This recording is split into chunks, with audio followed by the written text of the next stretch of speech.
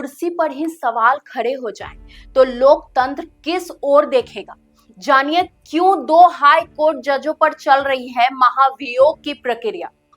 दरअसल महाभियोग का मतलब होता है कि किसी सरकारी उच्चाधिकारी जैसे राष्ट्रपति या न्यायाधीश को उनके पद से हटाने की कानूनी प्रक्रिया।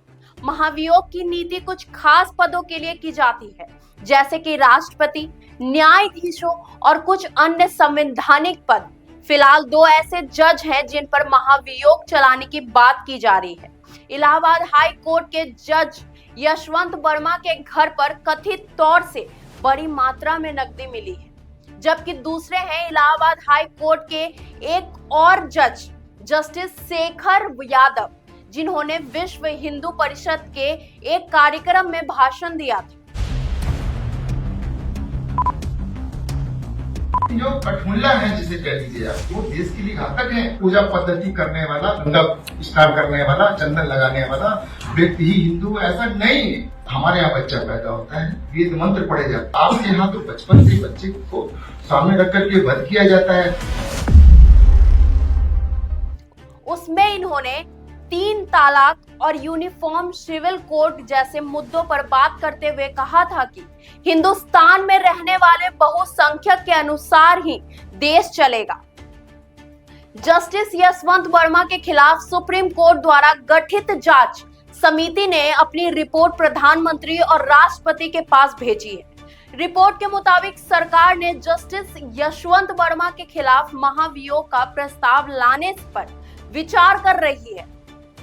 दूसरी तरफ 55 सांसदों ने जस्टिस शेखर यादव के खिलाफ महाभियोग कार्यवाही शुरू करने के लिए राज्यसभा से सभापति को प्रस्ताव भी भेजा है।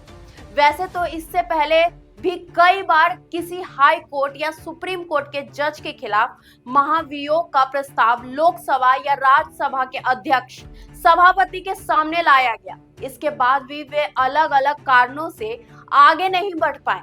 कभी सांसदों ने महाभियोग का समर्थन नहीं किया, तो कभी जज ने प्रक्रिया पूरी होने से पहले ही पद से इस्तीफा दे दिया।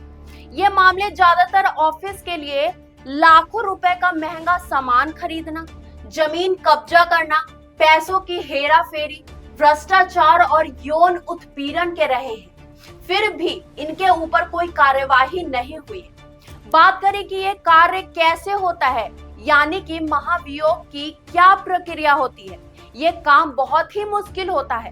दरअसल किसी जज को उनके पद से हटाना बहुत ही लंबी प्रक्रिया होती है। लोकसभा के 100 सांसद या राज्यसभा के 50 सांसद महाभियोग प्रस्ताव पर दस्तखत कर संबंधित सदन के अध्यक्ष या सभापति को भेजते हैं।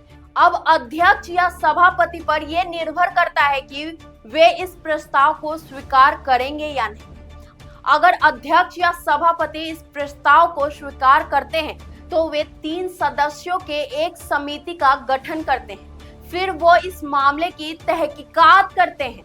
अगर समिति ये पाती है कि जज के खिलाफ आरोप बेबुनियाद है तो मामला वहीं खत्म हो जाता है। अगर समिति जज को दोषी पाती है तो फिर उसकी रिपोर्ट की चर्चा सांसद के दोनों सदनों में होती है। इसके बाद इस पर वोटिंग होती है। किसी महाभियोग प्रस्ताव को पारित होने के लिए दोनों सदनों में विशेष बहुमत यानी 2/3 बहुमत की आवश्यकता होती है। इतना बहुमत होने पर महाभियोग प्रस्ताव पारित होता है और आखिरकार राष्ट्रपति के पास जाता है। फिर वो जज को हटाने का आदेश देती। अब देखना यह है कि क्या इन दोनों जजों की महाभियोग की प्रक्रिया कहां तक जाती है। आप इस बारे में क्या सोचते हैं, अपनी राय कमेंट बॉक्स में हमें जरूर बताइएगा। अगर आपको ये वीडियो पसंद आई होगी, अगर आपको ये जानकारी अच्छी लगी होगी तो चैनल को लाइक, शेयर, सब्सक्राइब करना बिल्कुल नहीं भूलिएगा। तब तक के लिए धन्यवाद।